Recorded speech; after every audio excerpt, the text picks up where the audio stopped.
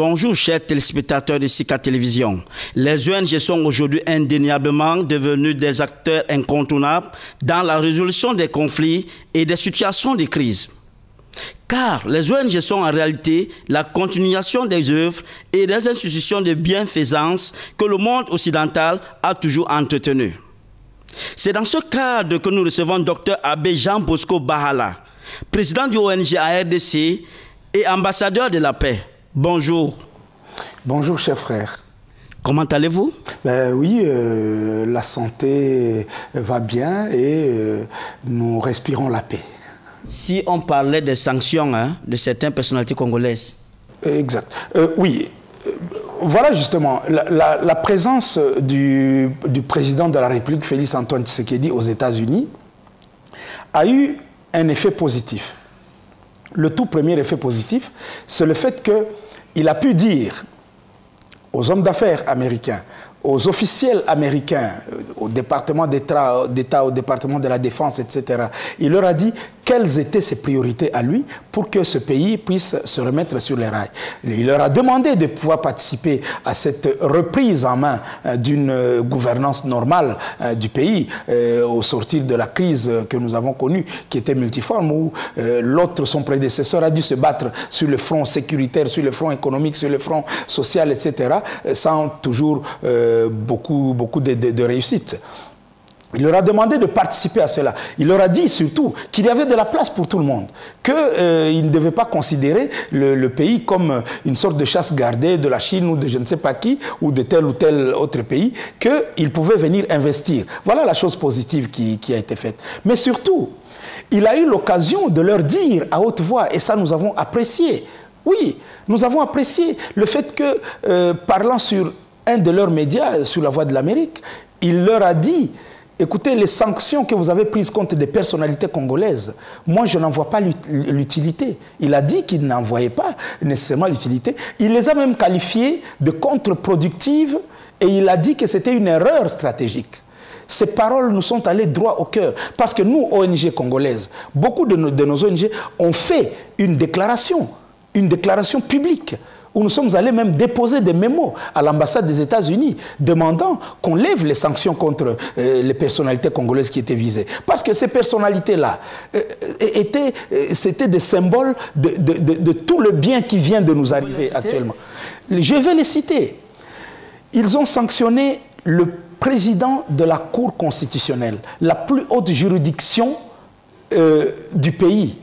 Oui, la plus haute juridiction du pays. Ils ont sanctionné le président de la Cour constitutionnelle qui a proclamé les résultats des élections. Dans aucun pays au monde, on ne touche à une personnalité comme celle-là. Parce que le président de la Cour constitutionnelle est la seule personnalité du pays qui peut mettre en accusation, arrêter et condamner le chef de l'État. Donc après le magistrat suprême, c'est le plus haut magistrat du pays. Et ces gens-là ont jeté le discrédit sur ce haut magistrat dont tout le monde connaît la probité. C'est un vieux magistrat que les gens admirent dans notre pays, un vieux professeur d'université, un homme que les gens montrent chaque fois comme l'exemple de la probité. Et ils ont dit que ce haut magistrat a été corrompu tout simplement parce que il a proclamé comme vainqueur des élections celui qui a été proclamé comme vainqueur des élections par la CENI. Et après le contentieux qu'il a mené de façon très professionnelle. Et ce haut magistrat a résisté, il a résisté aux injonctions de l'Union africaine, entre guillemets, qui était pilotée en ce moment-là par un des chefs d'État que je mets dans la catégorie des vieux dictateurs impénitents, ces gens-là qui tripatouillent leur constitution pour se pérenniser au pouvoir, contrairement au jeune président congolais sortant, Kabila, qui à 47 ans a respecté sa constitution, a accepté de faire les élections qu'il a financées lui-même en interne et qui a accepté de céder le pouvoir à un opposant. Eh bien, ce haut magistrat a refusé d'obtempérer à l'Union africaine et il a proclamé les résultats alors qu'eux voulaient qu'il ne le fasse pas. Deuxième personnalité, le président de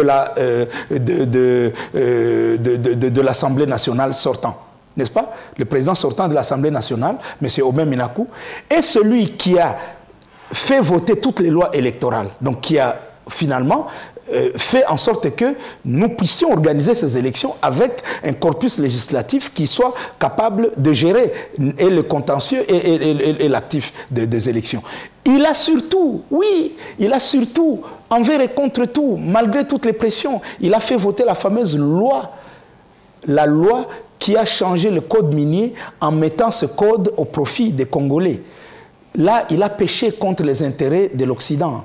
Oui, parce que ce code a lésé, si je puis dire, les envies prédatrices de toutes ces multinationales qui viennent prendre nos minéraux sans contrepartie pour la République démocratique du Congo, qui vit dans une pauvreté extrême tout en étant extrêmement riche au plan du sous-sol.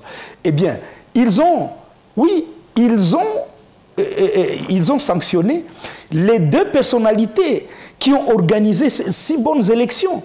Monsieur Corneille Nangaa, qui est reconnu comme un des meilleurs experts en matière électorale en Afrique, et peut-être dans le monde.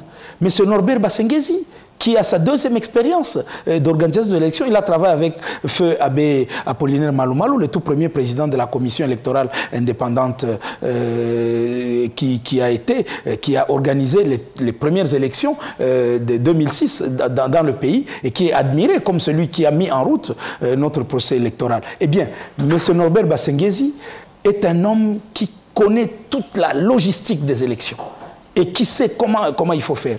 Ils ont sanctionné le fils de M. Norbert Basengezi, qui est un ingénieur informaticien, n'est-ce pas, et qui a étudié en Corée du Sud. Et donc, qui a amené, avec certains autres de ses collègues, la fameuse machine à voter, qui a donc qui a conçu et surtout améliorer le logiciel de cette fameuse machine à voter qui nous a permis de faire ces élections très facilement, parce que organiser 3 scrutins le même jour, dans la même séquence, 3 scrutins directs pour 40 millions d'électeurs, c'est un défi logistique impossible qu'on ne pouvait pas tenir, qui était une décision politique. Mais dans ce pays de 2 millions 345 millions 1000 km², avec 80 millions d'habitants, avec 75 000 bureaux de vote, avec 500 000 agents de la CENI, ces personnalités qu'on a sanctionnées ont pu organiser des élections qui se sont déroulées pacifiquement et qui ont abouti à la première alternance politique pacifique et civilisée du pouvoir. Et ces gens-là, on les sanctionne. Et puis on dit au président de la République, non, messieurs, vous avez été élus. Certains disent, non, écoutez, bon, vous savez, ces élections ne reflètent pas la volonté du peuple. Ah, comment ça, les élections ne reflètent pas? Les résultats sont là. Mais les gens-là, ces gens-là qui vous ont proclamé, ils sont corrompus, ils sont violateurs des droits humains. Mais ça fait rire. Moi, Africain, quand je regarde ça, je rigole. Je dis, mais donc ces gens aiment les œufs, mais refusent la poule. Donc ils disent que lui, les résultats, celui qui a été proclamé vainqueur, il est bien, mais ceux qui l'ont proclamé vainqueur sont des corrompus. Mais en fait, ils sont en train de le fragiliser. Ils sont en train de lui dire, nous ne vous aimons pas. En réalité, cette attitude et ces sanctions-là, hein, elles sont là comme un instrument d'assujettissement de tout pouvoir congolais. Leurs médias sont en train de commencer une autre guerre. Après la guerre de Kamwina-Nsapu, donc la guerre médiatique où ils ont essayé de faire porter le chapeau de l'assassinat des 2 membres de l'ONU par le gouvernement congolais, alors que le gouvernement congolais avait dépêché déjà une cour militaire pour aller juger les probables auteurs des crimes, n'est-ce pas? Ce qui montre que le gouvernement n'était pas responsable de ces choses. Après cette guerre où ils ont voulu impliquer le gouvernement congolais, ils sont en train de mener la guerre contre des personnalités de l'armée. Et maintenant, ils ont ciblé le chef d'état-major adjoint chargé de la force terrestre. Donc, une personne clé du système de défense du pays. Vous comprenez? Ils sont en train de lui mener une guerre médiatique. Oh, il participe à une société qui fait des forêts, je ne sais pas quoi. Combien de fois ces gens n'ont pas fait des rapports farfelus sur l'exploitation? Pourquoi ils ne font pas des rapports sur la manière dont le Rwanda est devenu premier producteur de coltan en Afrique, tout en n'ayant pas de minerais de coltan sur son sol? Pourquoi ils ne font pas une enquête comme ça? Nous aimerions savoir de quelle manière ce pays voisin est devenu producteur. Comment l'Ouganda est devenu premier producteur de café en Afrique? Pourquoi il est producteur d'or alors qu'il n'y a pas de mines d'or en Ouganda? Tout cela montre donc une certaine impartialité dans la communication, mais tout ça va dans un sens. On aimerait fragiliser tout pouvoir qui est au Congo. Vous venez d'un autre pays africain. Est-ce que ça peut vous faire plaisir, même si au Bénin ou bien en Côte d'Ivoire ou je ne sais pas où en Afrique de l'Ouest, même si on peut avoir des politiciens véreux, il y en a partout dans le monde, même aux États-Unis et en France. Donc, il y a chez eux des gens malhonnêtes également. Même si nous avons des malhonnêtes chez nous, nous aimerions que ce soit nos juridictions qui les jugent. Un étranger ne peut pas venir dire « Non, non, non, votre président de la Cour constitutionnelle là-bas est incorrompu ». Ça, nous n'acceptons pas. Nous, ONG congolaise, nous avons fait cette démarche, nous avons dit non à ces sanctions. Nous l'avons fait savoir.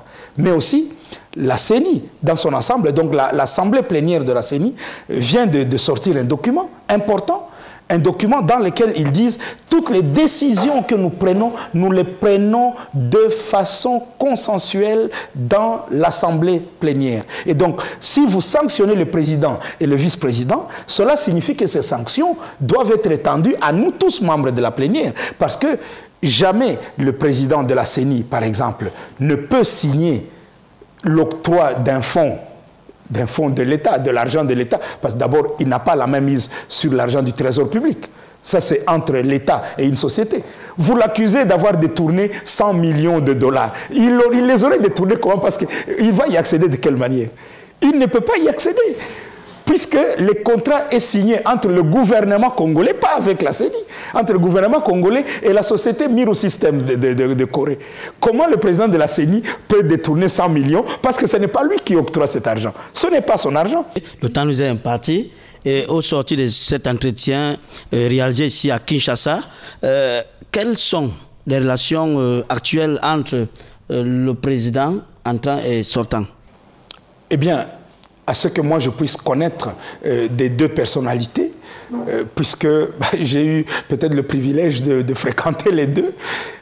Moi, je crois qu'entre les deux personnalités, il n'y a pas de problème. Les médias montrent tous les jours des rencontres, des visites très cordiales, des images positives qui étonnent d'ailleurs.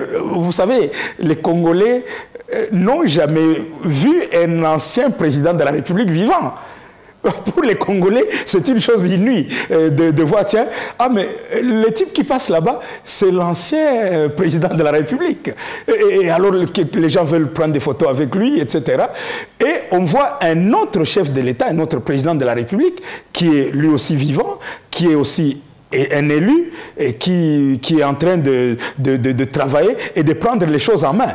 Et dans le langage des Congolais à Lingala, ils disent donc les gens vont s'habituer à ça, parce que les gens ne sont pas habitués. Chers téléspectateurs de la chaîne de télévision panafricaine, j'espère que vous avez été régalés à notre compagnie depuis Kinshasa.